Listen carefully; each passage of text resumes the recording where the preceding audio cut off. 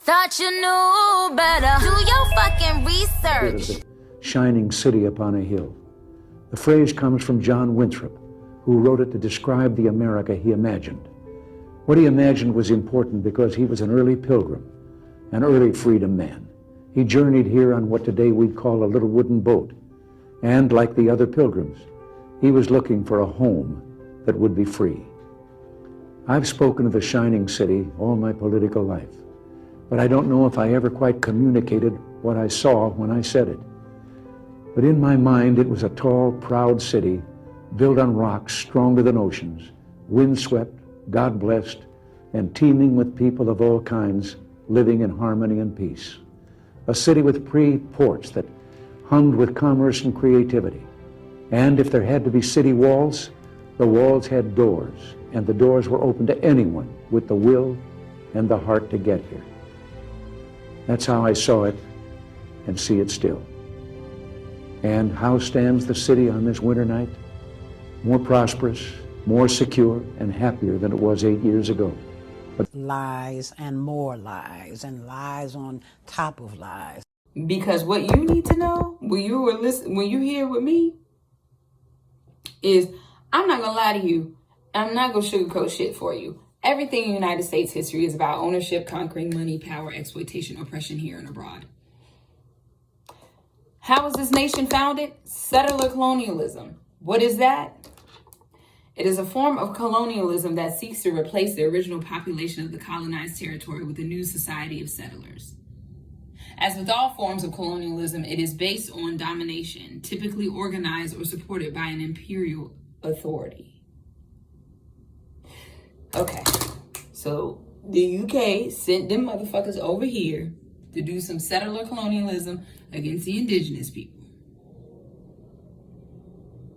This is the shit that I hate. This is the shit that I hate.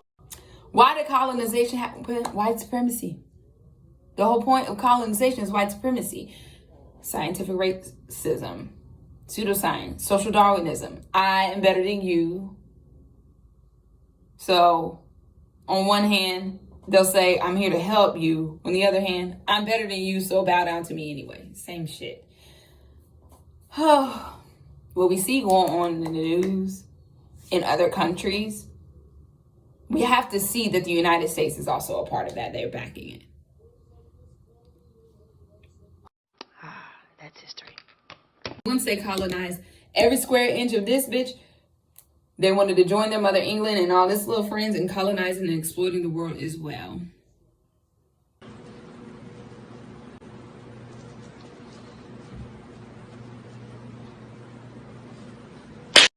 America has done a great job of indoctrinating the people here and people across the globe with the idea of the American dream, American chauvinism, American exceptionalism. Did I lie? Did I lie? Did I fucking lie?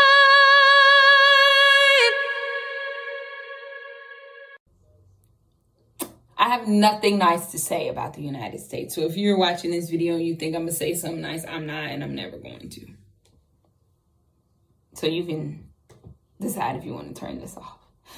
Until America develops an educational system that teaches citizens to spot the phony columnists and the commentators and not to parrot the propaganda they read and hear, the people cannot be truly educated. Without the light of truth, wise and proper decisions are impossible. The shame of America is that Americans, despite all their technological marvels, know more things that are not true than any other people on earth. Thomas Ogilvy, editor, Jersey Times, February 26, 1949. Period.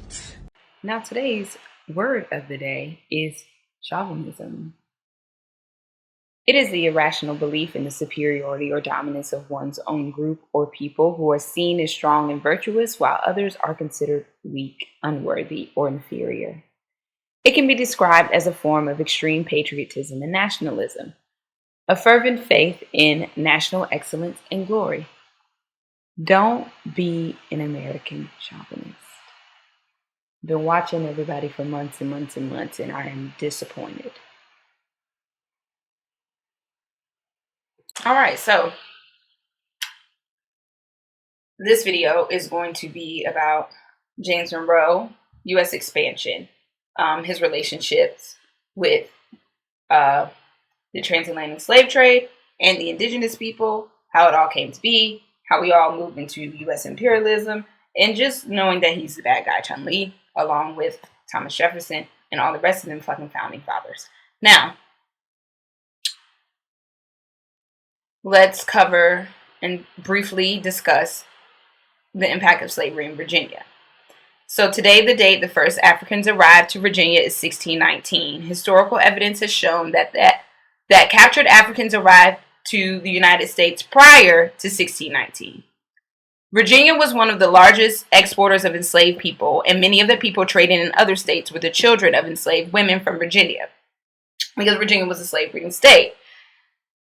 Slave breeding is the breeding of enslaved people in the U.S. It was a practice in slave states by slave owners to systematically force the reproduction of enslaved people to increase their profits. It included coerced sexual relations between enslaved men and women, forced pregnancies, favoring women and men who were deemed to be able to produce a large number of children. Now, they weren't just trading cotton and tobacco. They were trading actual people and making profits from them. Shockoe Bottom is located in downtown Richmond, and it was the site of one of the largest slave trades in the states next to Louisiana. Lumpkin's Jail, also located in Richmond, was used as a breeding site for enslaved people and a jail for enslaved people, okay? Thomas Jefferson bragged to George Washington that the birth of black children was increasing Virginia's capital stock by 4% annually.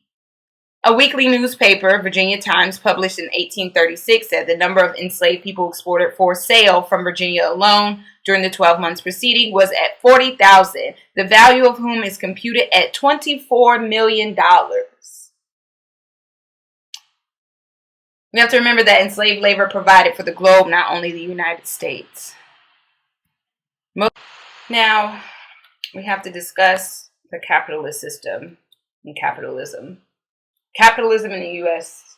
stems from the transatlantic slave trade. In order to actively be involved with anti-racist work, you're going to hear me say this again later in the video, you have to be anti-capitalist and even further anti-imperialist. Wall Street's wealth depended on cotton and the slave trade. Like I said before, they were not only trading cotton and tobacco, they were trading actual people. Once the ports closed, that's when the slave breeding starts here, because Congress made it so you could not import enslaved people anymore. So they were like, well, we don't need to do that. We can just produce more enslaved people here. And so, yeah, remember that. Martin Luther King Jr., we have deluded ourselves into believing that the myth that capitalism grew and prospered out of the Protestant ethic of hard work and sacrifice. The fact is that capitalism was built on the exploitation and suffering of black slaves and continues to thrive on the exploitation of the poor. That's Martin Luther King Jr. on Capitalism in America. There's no lies there. You have to understand the history of slavery is forever present in our communities to this day, and it is imperative that we understand that, emphasize it, because it still affects us to this day. To be a historian born and raised in Virginia that studies things like the transatlantic slave trade and colonization is to study the history of my direct ancestors and reclaim the history that has been taught to us about them from the view of the oppressors. There's often a disconnection between many African Americans and their ancestors and where they come from and who they know, and many may not know the extent of their family lineage due to enslavement. So let's get right into Gabriel's rebellion. Gabriel Prosser was born into slavery in Henrico County in 1776. Now, him and James Monroe crossed paths in history. He was born in 1776. James Monroe, at this time, was fighting in the American Revolution. Young, like, I don't know, like maybe in his teens, early 20s. Anyway, back to Gabriel Prosser. He was trained as a blacksmith and could also read and write, and him and other revolt leaders had a plan. On August 30th, 1800, Gabriel and his revolutionaries would go and kill his master, then go get the man that branded him, and then they would move towards Richmond, Virginia, and kidnap the governor and negotiate for their freedom. Now, the governor at that time of Gabriel's rebellion was James Monroe. So again, they're crossing paths throughout history. In one way or another, something that they've done has had an effect on the other's life. Crazy, right? Anyway, they were inspired by that American Revolution, the French and Haitian Revolution as well. The American Revolution and their rhetoric of freedom, equality, and brotherhood, which we all know is reserved for certain people in this country. The revolt was sabotaged because someone decided to go back and tell Master about the plans. And so, you guessed it, the state mobilized to stop the rebellion. Gabriel fled to Norfolk, Virginia, and was betrayed again and was found. And then Gabriel and 27 others were captured and hung. So, all of that happened, and James Monroe was shook. Him and Thomas Jefferson and many other government officials were like, what the hell are we going to do now? We cannot have free blacks and enslaved blacks in the same area, and with the indigenous folk trying to radicalize them. We cannot have that. They're going to revolt and overthrow us. So they had to make some laws. They had to come up with something to prevent that. So the fear of revolts increased amongst the white population after Gabriel's rebellion. Plantation owners and government officials felt they needed to worsen the treatment of enslaved people. States throughout the South straightened their laws against enslaved people. All throughout the South. Now, prior to Gabriel's rebellion, the population of enslaved people in Virginia was 40%, many of them close to Richmond, which was the capital at the time. So, yes, let's talk about it. Some of the laws coming from out of this time. Well, education of enslaved people was no longer allowed. It was prohibited. For example, like in Frederick Douglass' life, he was saying that his master told his mistress not to educate him because if he was too educated, he would then become aware of his condition. That is one of my theories as to why the education in this country lacks, especially around surrounding history. It's done intentionally. It's done on purpose. That's why they push a lot of historical lies. Because if you were more aware, you would be more aware of the condition, and you would know that America is not the good guy. It's always been the bad guy, and we have to do something to dismantle all these systems of oppression. Because none of us are free till we're all free, and that's the truth. Which is why I'm making these little videos so you can go and get educated, educate yourself. Because they don't want you to be educated. Because like I said, here is the clear example. If we give them a little bit too much education, they'll revolt. That's exactly how they feel still to this day. Which is why you learn about the Mayflower and shit. And yeah. Enslaved people could not gather in large groups. Same thing here. Whenever large groups get together to protest or have sit-ins or do whatever, the police show up. They got their gear on. They're ready to go to war.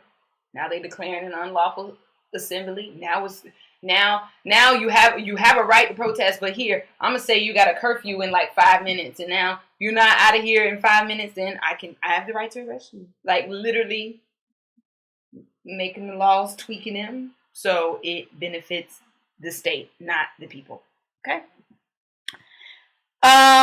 And again, we have to remember, Gabriel could read and write, was able to go from here to there, dropping seeds and radicalizing. Enslaved people were not allowed to go perform work for someone other than their owner, depending on the area and the masters. And if some did travel between plantations, they were monitored more closely. Because Gabriel was a blacksmith, he was able to travel and go do work with other people. That stuck out in their brain because they're like, oh shit, well, if they get to go and move around freely, they can go talk to each other and just... Now we got a rebellion on our hands. Now they're organizing a rebellion. Now they're organized and ready to go. And they were like, nope, can't have that. So, yeah, you'll be staying right on this planet and don't go anywhere else. And if you do, they'll be on your ass. Now, my last bullet point says freed slaves in Virginia were required to leave the state within a certain time period or face re-enslavement. Fugitive Slave Act in 1850 made it so that free states had to participate in the capture of runaway enslaved people and bring them right on back and put them right back in enslavement. Even if you were free by law, they would still go around and take you and put you right back into enslavement. Now, here is the question. Who is enforcing these laws? If the government, if people like James Monroe, all of them are making these laws to strengthen not strengthen. What am I trying to say? What am I trying to say here? Basically what I'm trying to ask is, who is implementing these laws? Who are enforcing these laws? Well, so again, that's when we get slave patrol. You have to remember, slave patrol, modern day police force. Okay.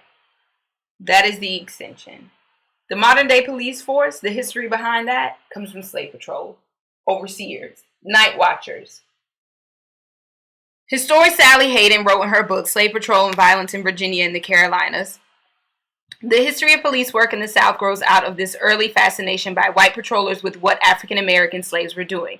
Most law enforcement was by definition white patrolmen watching, catching, or beating black slaves. That's her quote. Now,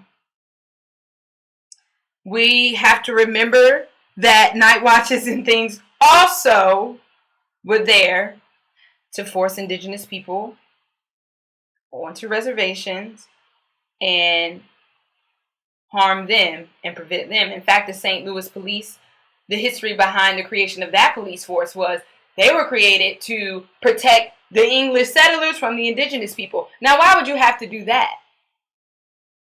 Oh, that's right, because the settlers came over here and just committed a bunch of crimes and things against the indigenous people, and then the indigenous people reacted.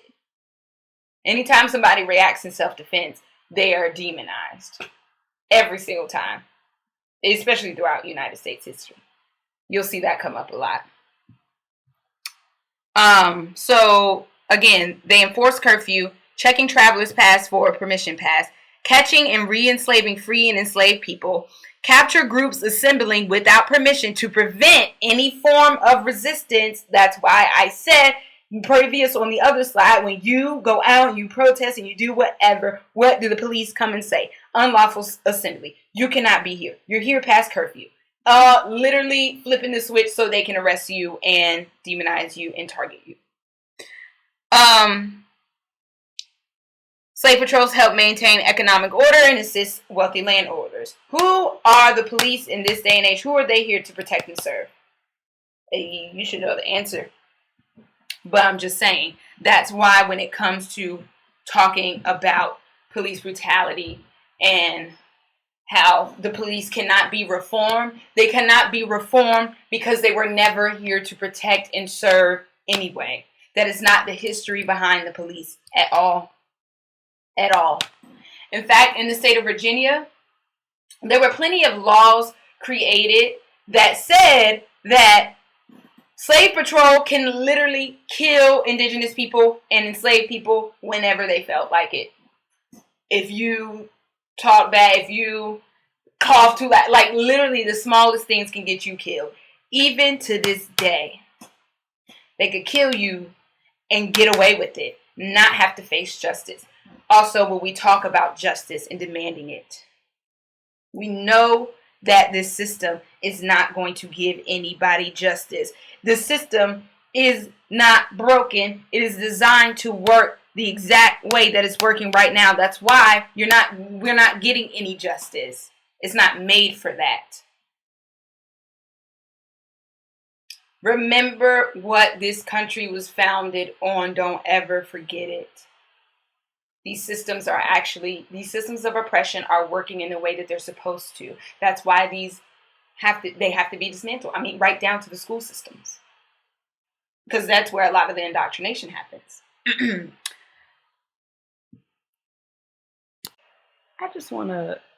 I know y'all hear my nails tapping in the background and me banging on my table and clapping my hands. I'm so sorry. I'm so sorry about that. My bad. The history of the American police officer on the left, far left, you see we have a hear ye type overseer. He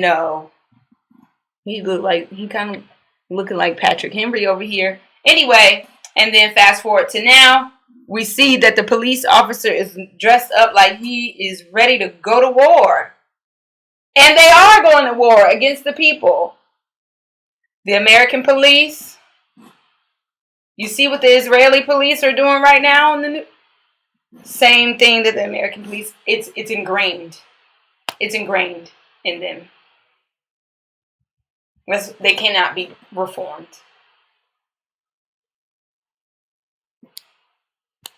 Now, I told y'all before, we're talking about James Monroe.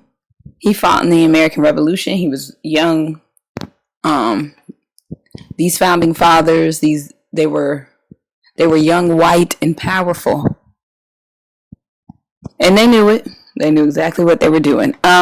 Let's jump right into James Monroe. He was the 5th president of the United States, the last president in the Virginia dynasty, the last founding father.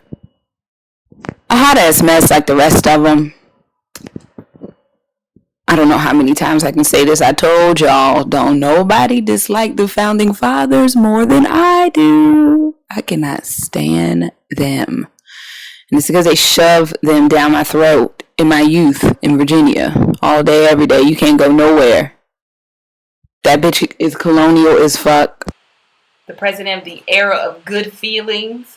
And that's why I say go back and relearn United States history, because there's nothing good about enslaving people and stealing a bunch of indigenous land and making laws, creating a bunch of laws to take over and conquer. There's nothing good about that. He was born in the slave owning, just like the rest of them. We have to remember that a lot of the wealth from this country, again, I'm trying to tell y'all, comes from that transatlantic slave trade. He inherited enslaved people from the estate of his father. At the young age of 16, he enslaved as many as 250 enslaved persons in his lifetime.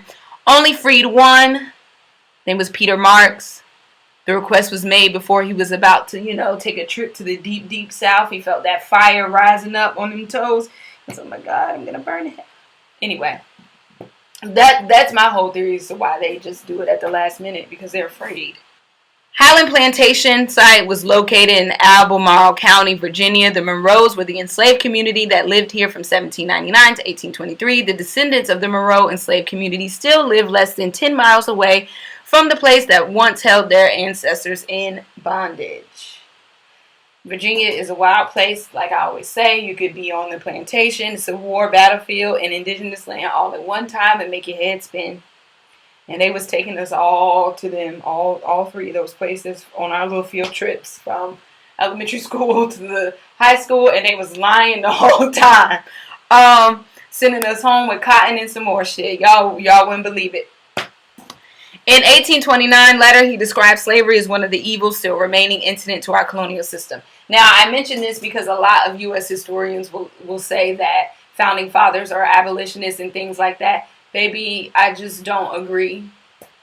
Some of their forms are abolitionist. Like one of the reasons for some white abolitionists was like, oh, the South is just a place that is just a haram. It's just everybody is down there having sex, they're breeding, da da da. It's just terrible, terrible. We got to end slavery because look at what they're doing. It's just it's crazy. They're just out there having sex and making more like that. That was some abolitionist mindset. Other abolitionists was like, yes, we shouldn't enslave people. We need to send them back to Africa because we're still better than them, but they cannot live near us, and we should not be enslaving them because, yeah, they're just not like us. That was another abolitionist viewpoint. Like, so we have to deconstruct abolition from this time too because there was ulterior motives with that. And yeah.